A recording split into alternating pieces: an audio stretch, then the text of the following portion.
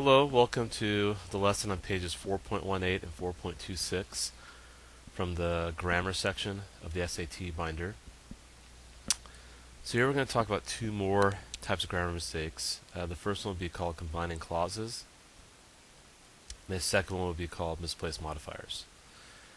For combining clauses, you want to think of these as run-on sentences.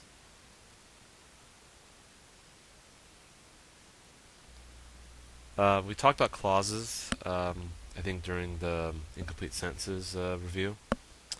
And a clause that can make a complete sentence by itself is called independent, but it's not complete, it's called dependent. So whenever you have two independent clauses,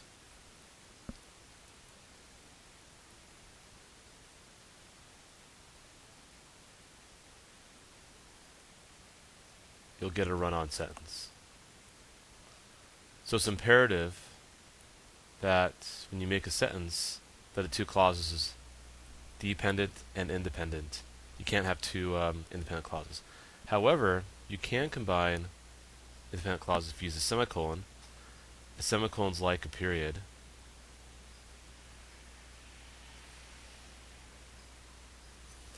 Use a comma with one of these words like and, but, or.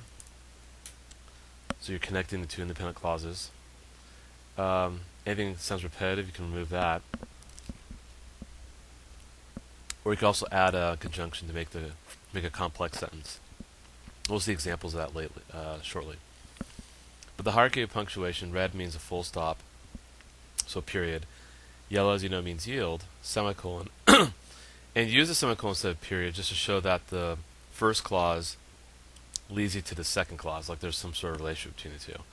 But a semicolon's still like a period. So still like a period. And then, obviously when you see green in a traffic light, that means proceed. Comma is kind of the same way, you still keep going even though you see a comma. Subordinate conjunctions, that was the fourth thing I talked about here.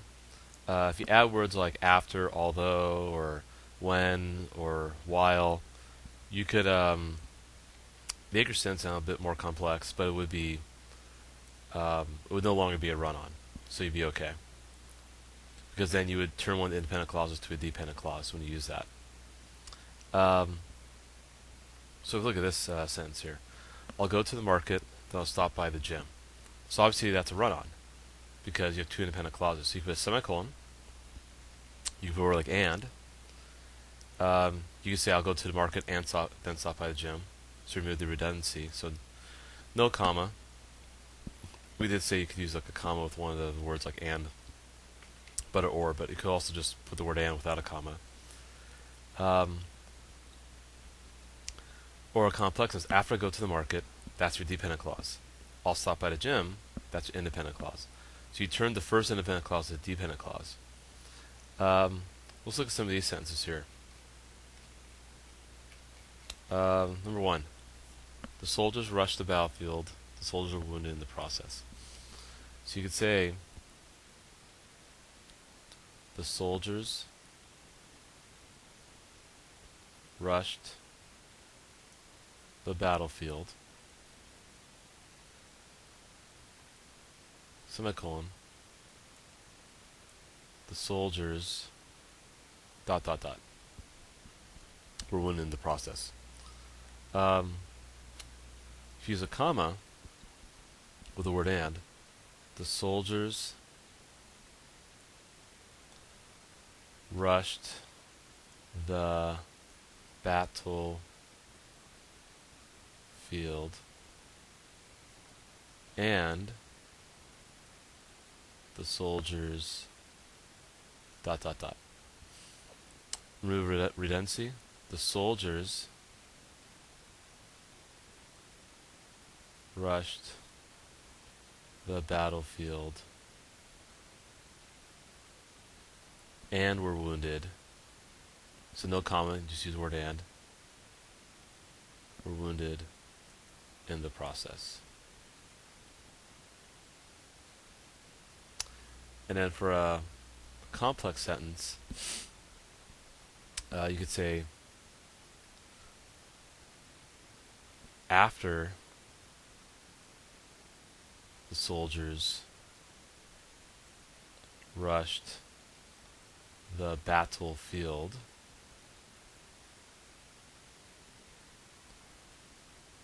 the soldiers ...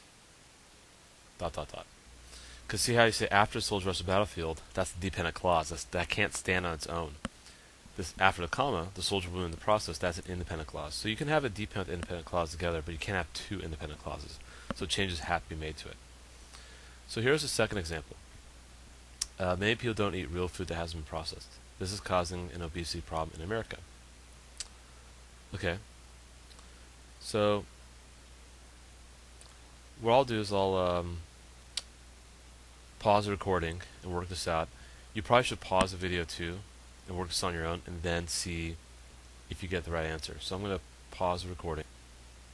Okay, I'm back. So you can see here how I added a semicolon right here. I kept everything else the same. Here, so I just add the word and. I already had the comma from before. Here I used the word which, so I got rid of the comma and the word this from the original sense. And here you can say I added the word because. I kept everything else the same. So those are ways you can fix run-ons. So let's look at these problems here. We'll switch to a new color. We'll go with blue. The CEO is taking many steps to ensure that she can handle all the pressure associated with the new position. This includes, okay, so obviously the run is happening right here. I probably would say including, even though you're not asked to fix these, it always helps to fix it so you have more confidence in your answer. Work does not finish, not work at all. Is merely a botch of failure. So you know it's a run-on.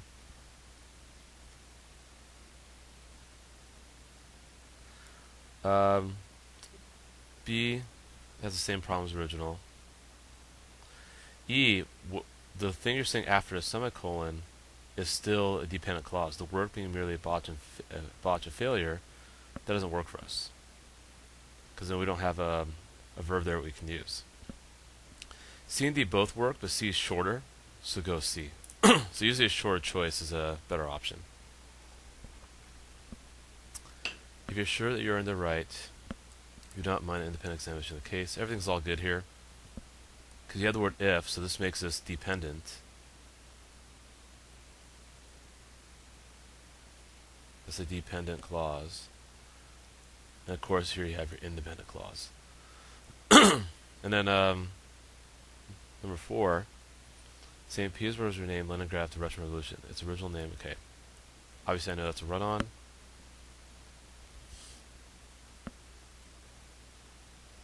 D, still a run-on, if you look at that one. E, you have an incomplete sentence for the part after the semicolon. That's a dependent clause. Remember, when you use a semicolon,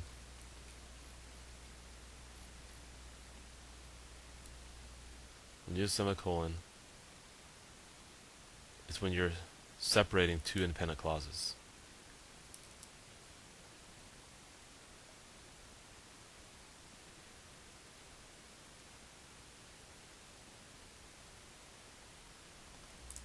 Okay, let's go back down.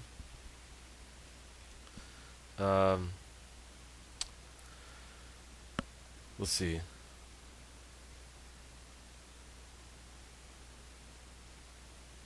Probably go C. It's a little bit shorter. Not sure why we really need to say and. So I'll go C for that one. And the rhododendron acts as an ornament to so many English gardens. That is not native to Europe.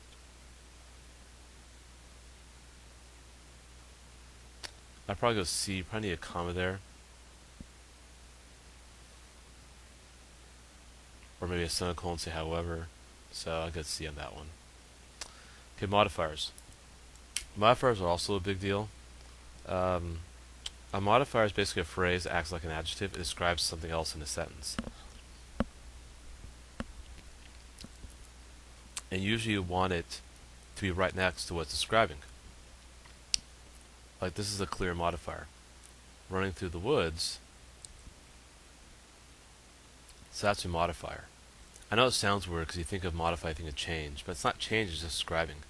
So a modifier is basically describes something else in a sentence.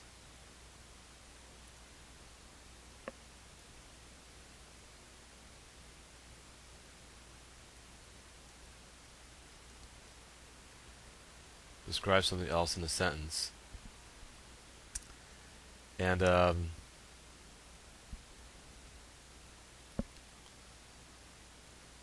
it must be next to what it is describing. So obviously Chang was running through the woods, so it made sense. But now this is an example of a misplaced modifier. Chang should put a root running through the woods. Now you're saying that the root is running through the woods, which wouldn't make any sense. So you gotta make sure that the modifier is right next to what's describing. So let's look at some examples here. He was staring at the girl by the vending machine wearing dark glasses. Is the vending machine wearing dark glasses? No. So this is incorrect. And you probably would want to say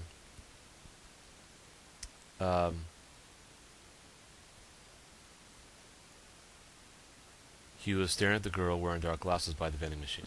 That probably would work.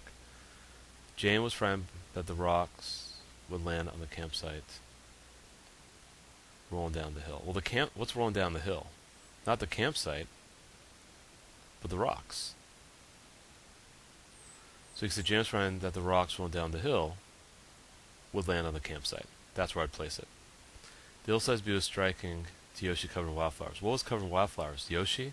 That'd be kind of weird. The hillside's beauty. So this is also incorrect. The hillside's beauty covered wildflowers is striking to Yoshi. Having been overcooked, Bob left the burger on the table. Is Bob overcooked? See how it sounds awkward? They might sound okay originally, but when you really think about it, these do sound awkward. So obviously the burger's overcooked. So Bob left the hamburger. And let me rephrase this. Bob left the overcooked hamburger on the table. That'd probably be a good way to structure it. Or you could say, having been overcooked, the hamburger was left on the table by Bob. But I think the way I have it here is a bit more concise. Because you also want to be concise too. So that was also incorrect. Playing in the park, my wallet. Okay, the wallet's not playing in the park.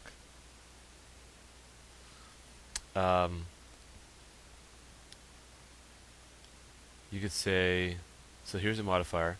Playing in the park, the musicians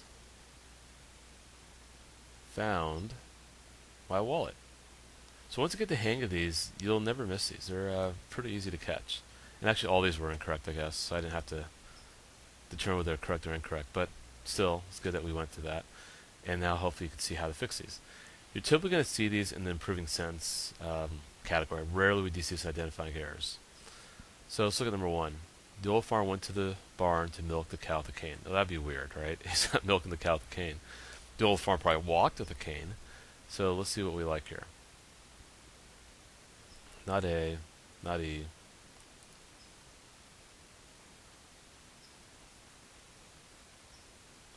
So C could work, so it could be. Indeed, but B is shorter. So I'll go B. The community service medal is awarded to Mr. Brooks by the city council. A person. Who is a person long devoted to serving the poor? Mr. Brooks, right? He's got to be right next to that description. So we need Mr. Brooks at the end. So that eliminates A, C, and E. I like B. D makes it a fragment because you have the word having, which makes it a dependent clause without any independent clauses. So D would be a problem. So sometimes they'll fix the original mistake when they present a new mistake. So this choice fixes the original error, but presents a new error, which is an incomplete sentence. So you want to watch out for that. Okay, go and try 3, 4, 5 on your own. So go and pause the video, try 3, 4, 5, and see if you get the right answers.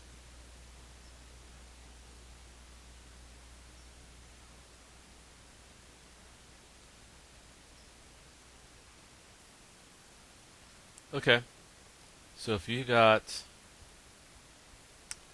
A, D, and B, you'd be correct. The modifier for number 3 is prize rare delicacies. You're talking about the white truffle, so that's all good. But then here, who's ignoring its potential? Not the biofeedback, but the physicians. So you got to make sure those are connected to each other. So D does the best job with that, and it's concise. And you see, because they serve a little purpose, you're talking about the reports, not the congressman. So you got to restructure, reword it, and B does the best job of that. Even though C does as well, but B is shorter than C. Okay, for the grammar review, 4.25, 4.26, we'll do this as a little quiz the next time we meet.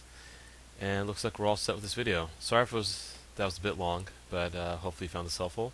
And I'll see you later. Goodbye.